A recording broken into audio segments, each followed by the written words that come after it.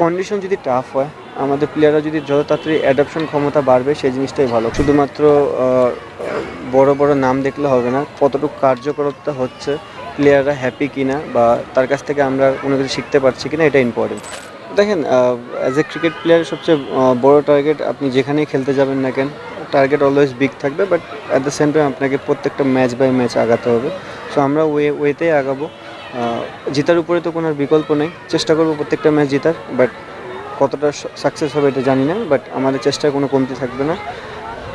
যেহেতু প্লেয়ার অনেকদিন ধরে ইন্টারন্যাশনাল ক্রিকেট খেলছে, এখন একটা ব্রেক পাবে, এটাও ব্রেকও দরকার, কারণ আপনি সবসময় ক্রিকেট খেললে হবে না। ব্রেক, লাইফে ব্যালেন্স থাকাটা খুব জরুরি।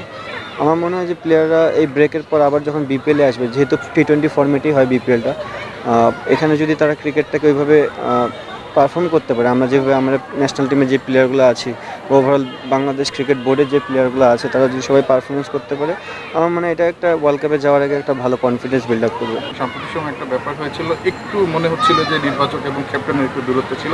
ঠিক ওয়ার্ল্ড কাপের আগে আপনার যেটা বলার দরকার বা আপনার আসলে নিজের মতো করে একটা টিম পাওয়ার জন্য যেটা করার দরকার, সেক্ষেত্রে আসলে আপনি একটা রোল প্লে করবেন কিনা, এটা অনেকে আসলে এখন জানতে চায় আলটিমেটলি, যেহেতু সামনে একদম একটা বিশ্বকাপ আসলে।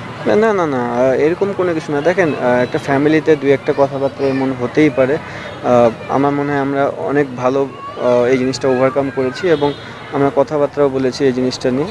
সো এটা নিয়ে আর কোনো ইস্যু নেই। যারা এই ফর্ম্যাটটা খেলে আসছে অনেক দিন ধরে, তাদের প্রেফারেন্সটাই বেশি। এখানে যে কোনো বাড়তি কোনো প্লেয়ার ঢুকবে না জিনিসটা তাও না, বাট যারা এতদিন ধরে এই ফর্ম্যাটটা খেলছে, পারফরমেন্স করছে, আমার কাছে মনে হয় যে অভিজ্ঞতা তাদেরই বেশি।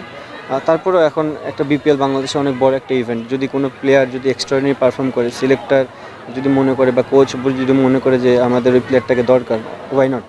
বাংলাদেশের সবার জন্যই তো ওপেন জায়গা। দেখেন, অনেক দিন ধরে তো প্লেয়ারগুলো সব ঘুরায় পেছে খেলছি আমরা। আমার মনে হয় ওভারঅল আমরা 18-19টার মতন প্লেয়ার এই বছরে T20 ফরম্যাট খেলেছে। তো টিম তো হয় 15-16 জনের। তো আমার মনে হয় ওই জায়গাগুলো সম্পূর্ণ আমাদের যেসব প্লেয়াররা খেলছে তারা পারফর্ম করেছে, এবং তারা খুবই ভালো, মানে অনেক দাবিদার এই ওয়ার্ল্ড কাপ খেলার জন্য। সো ওরা পারফরমেন্স করেছে, এবং যে জিনিসটা নিয়ে একটু, যে আমাদের রিসেন্ট পাস্টে কয়েকটা জিনিস হয়েছিল যে মিডল অর্ডারে রান হচ্ছিল না, আমি ওইটা নিয়েও ওয়ারিড ছিলাম না, কারণ আমাদের দুই একটা প্লেয়ার রানও ফিরেছে। সো এখন জিনিসটা হচ্ছে বিপিএলটা যদি আমরা ভালো মতন ক্রিকেট খেলতে পারি, আমাদের ওই টোটাল যে প্লেয়ারগুলো যে মাইন্ড সেট আপ থাকবে বা বুস্ট আপ থাকবে, ওইটাই ওয়ার্ল্ড কাপে কাজে দেবে। কন্ডিশন যদি টাফ হয়, আমাদের প্লেয়াররা যদি যত তাড়াতাড়ি অ্যাডাপশন ক্ষমতা বাড়বে সেই জিনিসটাই ভালো, কারণ আপনি দেখবেন বিপিএলেও 3টা গ্রাউন্ডে 3 রকম খেলা হবে। আপনি সবসময় যাবেন আর ভালো উইকেট পাবেন জিনিসটা তেমনও না, আবার যখন যাবেন সবসময় খারাপ উইকেট পাবেন তেমনও না। আপনি পার্টিকুলার ডেতে কেমন উইকেট পাচ্ছেন, সেই উইকেট অনুযায়ী আপনি নিজেকে মানিয়ে নিয়ে টিমকে হেল্প করছেন কিনা, এটা ইম্পর্টেন্ট। আমার মনে হয় বিপিএল একটা ভালো মঞ্চ হবে, যে 3টা ভেন্যুতে খেলা হবে, 3 ভেন্যুতে 3 রকম ডিফারেন্ট উইকেট হবে। এই খেলার আইডিয়াগুলো ওয়ার্ল্ড কাপে কাজে দেবে।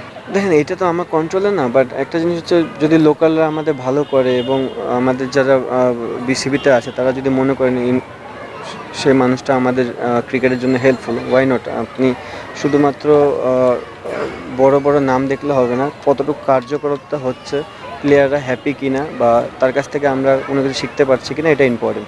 আমার যদি মনে হয় যদি ওভারঅল যদি প্রত্যেকটা প্লেয়ারই দেখেন যে যদি কোনো কিছু লার্নিং করতেছে, ওয়াই নট। যদি বিসিবি মনে করে তাহলে দিতে পারে।